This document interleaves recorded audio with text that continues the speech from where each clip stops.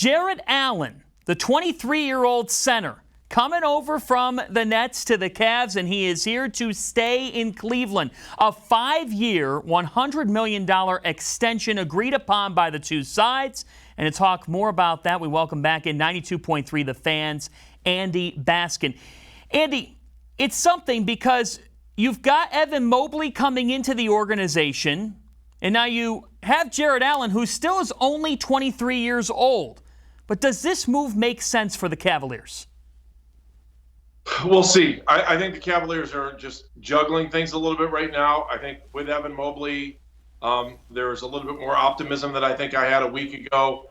And there was no way they were going to let Jarrett Allen go. You think about everything they went through with Andre Drummond this year and the fact that he kind of fell into the Cavaliers' lap. And the Cavaliers need to point in different directions, and they needed to figure out how they're going to get better, how they're going to do it with Kevin Love still on the roster, how they're going to make some of their younger players better. And I think Jarrett Allen is a good fit. I think he is a great place to keep this thing moving. And I like it. I'm not like the Cavs just right now are kind of in that fan limbo position for the city of Cleveland right now. And they're looking for a spark. You never question the Cavaliers when it comes to spending money. And, with Jarrett Allen, that became real evident when he was on the verge of being a restricted free agent and he was going to get offers from other teams. I like the fact that Cavs stepped up, paid the man, and said, let's move forward. And now we've got two young talent that can really help us in the future. What are they going to find as far as finding that major league spark plug, though? That's the next thing. And I hope it's Kevin Mobley, but I just don't know. Well, and that's the thing, Andy, is you think about the NBA and the way that it has transitioned as a league. And a number 23 has something to do with that. Since LeBron James has been out of town, the Cavaliers have found basically nothing at the wing position. Not that you're ever going to replace that type of player. Nobody's saying that.